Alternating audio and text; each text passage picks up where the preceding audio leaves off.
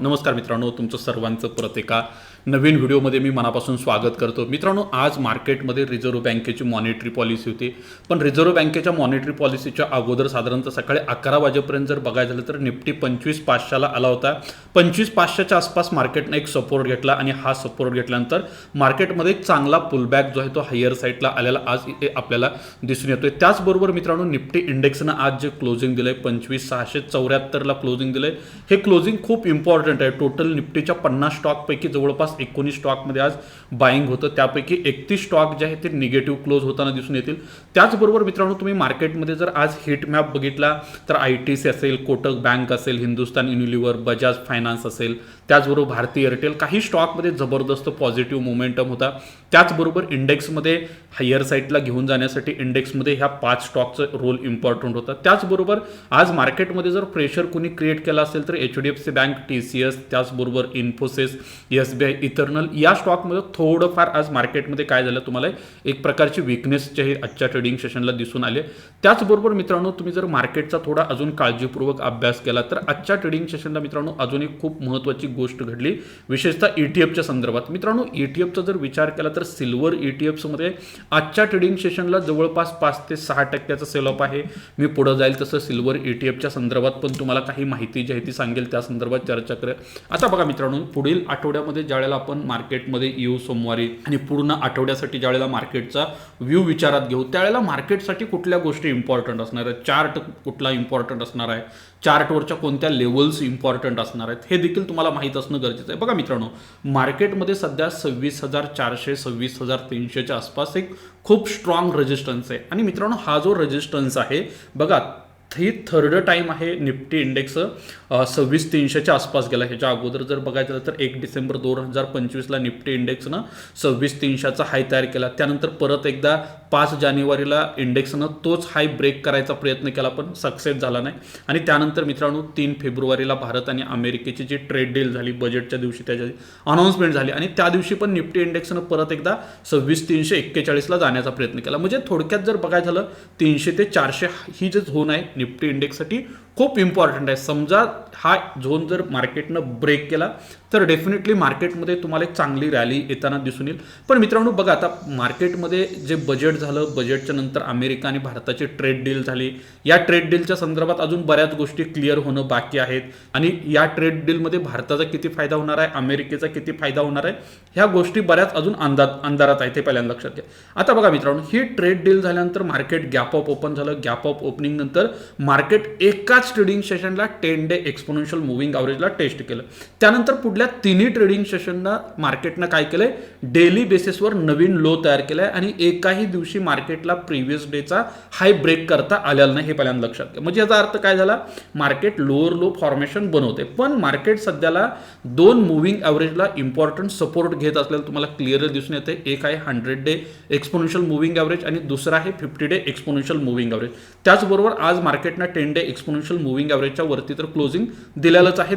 मग मित्रांनो, ज्यावेळेला आपण ह्या निफ्टी इंडेक्सच्या चार्टचं अनालिसिस करू त्यावेळेला अजून काही गोष्टी जे आहेत ते आपल्याला विचारात घेणं गरजेचं आहे. ह्याचं अनालिसिस करणं देखील गरजेचं आहे. हा चार्ट जो आहे ना तो खूप इम्पॉर्टंट आहे. 25,693च्या आसपास निफ्टी इंडेक्सनं क्लोजिंग दिलेलं दिसून येतं. आता ज्यावेळेला आपण ह्या चार्टचं प्राइस ॲक्शन समजून घेऊ ना, 200 डे एक्सपोनेन्शियल मूव्हिंग ॲव्हरेज निफ्टीसाठी खूप इम्पॉर्टंट आहे. जी ब्ल्यू लाईन तुम्हाला या ठिकाणी दिसते, हे एक इम्पॉर्टंट सपोर्टचं काम येणाऱ्या दिवसात निफ्टीसाठी करणार आहे. कारण का, हा जो सपोर्ट आहे टेक्निकली मीन रिव्हर्जन असं देखील या ठिकाणी ह्याला म्हटलं जाते. त्याचबरोबर टेक्निकली अजून काही गोष्टी जर बघायचं झाल्या आपल्याला तर मार्केटचा जो अप ट्रेंड आहे पाठीमागच्या काही दिवसापासून निफ्टी इंडेक्स जो हायर साईडला तुम्हाला जाताना दिसून येतोय, त्यासाठी हे 200 day exponential moving average positive direction clearly indicate देते. आणि मला वाटतं की अजून पण मार्केट जर 200 डे एक्सपोनेन्शियल मूव्हिंग ॲव्हरेजच्या आसपास आलं तर डेफिनेटली या ठिकाणी एक मार्केटमध्ये पुलबॅक येईल. दुसऱ्या बाजूला निफ्टी इंडेक्सचा जर RSI सध्याला बघितला तर तो 52च्या आसपास आहे. याचा अर्थ काय झाला, RSI पूर्णपणे मार्केटची न्यूट्रल कंडिशन आपल्याला इंडिकेट करतोय डेली कॅन्डलवर. आणि जर समजा हा RSI 40च्या खाली गेला तर थोडाफार मार्केट बेरिश सेंटिमेंटमध्ये देखील जाऊ शकतं. किंवा ॲन ॲव्हरेजली जर बघायचं झालं तर मार्केट सध्याला कुठल्या झोनमध्ये, तर कन्सोलिडेशन झोनमध्ये पाठीमागच्या 3 दिवसापासून असल्या दिसून येते. आता मित्रांनो, या चार्टच्या दृष्टीनं जर आपल्याला इम्पॉर्टंट सपोर्ट, रेजिस्टन्स किंवा इम्पॉर्टंट डिमांड आणि सप्लाय झोन जर आयडेंटिफाय करायचे झाले तर बघा, आता मार्केटसाठी एक इम्पॉर्टंट सप्लाय झोन आहे तो आहे 25,800च्या आसपास.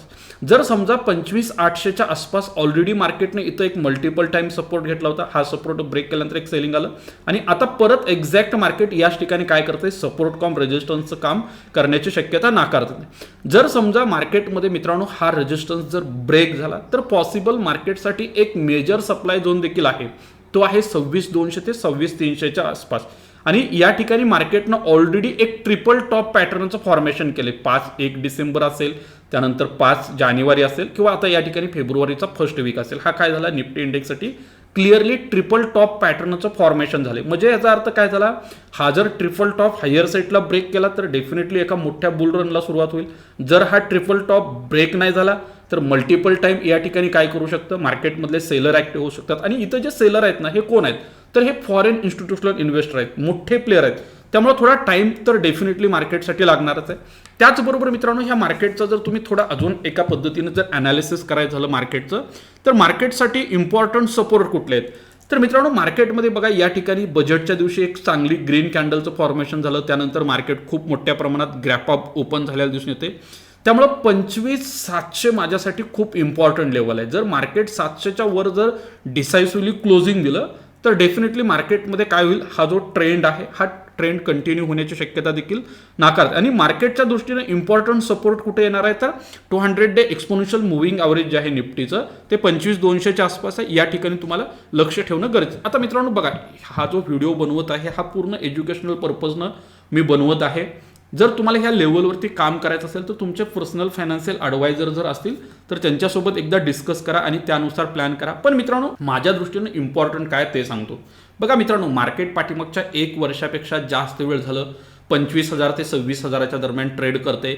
म्हणजे म्युच्युअल फंडमध्ये या ठिकाणी बिलकुल रिटर्न्स आलेले नाही आहेत. पण मित्रांनो हा जो कन्सोलिडेशन फेस आहे ऑल टाइम हायच्या जवळ, हा खूप इम्पॉर्टंट राहतो. सायकोलॉजिकल बघायचं झालं तर या ठिकाणी मार्केटमध्ये मोठ्या प्रमाणात डिस्ट्रीब्युशन सुरू आहे, रिटेलरचं ॲग्रेसिव्ह पार्टिसिपेशन सुरू आहे. जसं मार्केट एकदा 26,000च्या वरती जाईल तसं एक मोठं टार्गेट मे बी पॉसिबल काय होऊ शकतं, हायर साईडला मार्केटमध्ये येऊ शकतं. अजून एक गोष्ट जी आहे ना ती खूप इम्पॉर्टंट आहे, सिल्वर मित्रांनो पाठीमागच्या 3 आठवड्यापूर्वी गेलं होतं $120-121 आणि तिथून आत्तापर्यंत सिल्वरमध्ये जो लो तयार झाला ना हा $63चा लो तयार झाला. म्हणजे ऑलमोस्ट 50% क्रॅश सिल्वरमध्ये आलेला आहे. मग मित्रांनो मला सांगा, एखादं असेट क्लास 100, 150, 200% जर 1-1.5 वर्षामध्ये वाढला असेल तर त्या ठिकाणी प्रॉफिट बुकिंग होणं ही एक नॉर्मल गोष्ट आहे. आणि दुसरा प्रॉब्लेम काय झाला, हे ज्या वेळेला सिल्वर वरती चाललं होतं त्यावेळेला खूप साऱ्या लोकांनी MTFमध्ये मार्जिनमध्ये ट्रेडच्या पोझिशन मार्केटमध्ये ओपन केल्या होत्या. आणि जसं मार्केटमध्ये एक पॅनिक सेल ऑफला सुरुवात झाली तसं लोकांचे मार्जिन ट्रेड ट्रिगर झाले.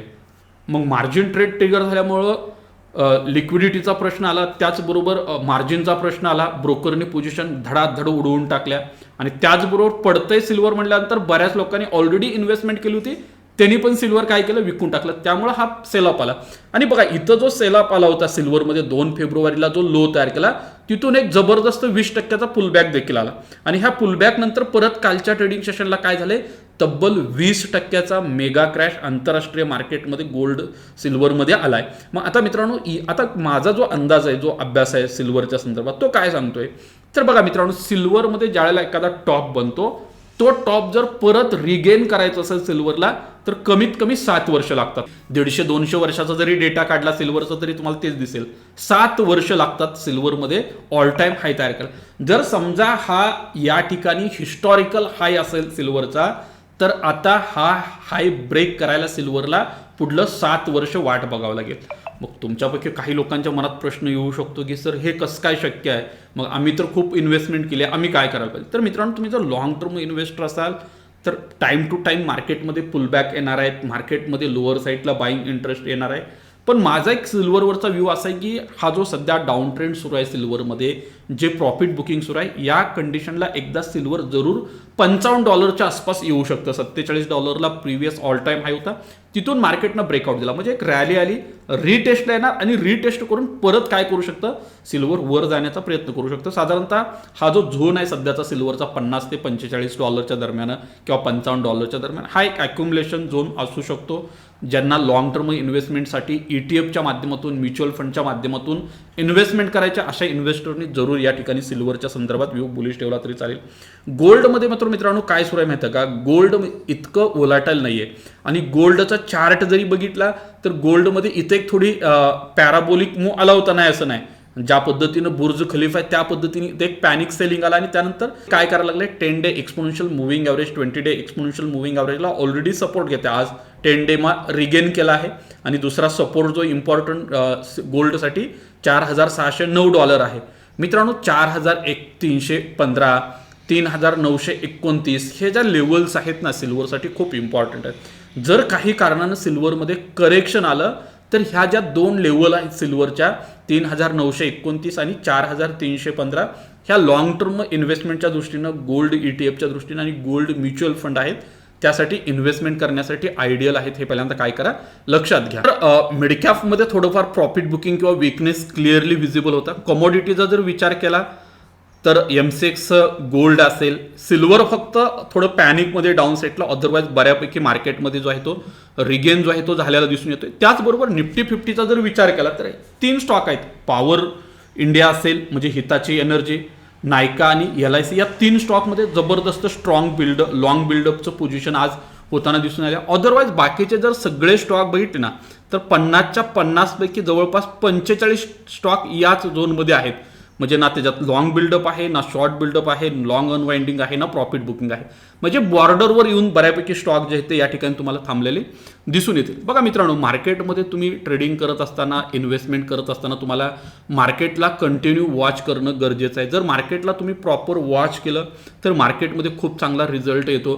मग मित्रांनो, मार्केटमध्ये जर तुम्हाला रिझल्ट हवा असेल तर इन्व्हेस्टमेंट करणं, SIPच्या माध्यमातून इन्व्हेस्टमेंट करणं देखील गरजेचं आहे. त्याचबरोबर कंटिन्यू बेसिसवर तुम्हाला मार्केटमध्ये लर्निंगवर फोकस करणं देखील गरजेचं आहे.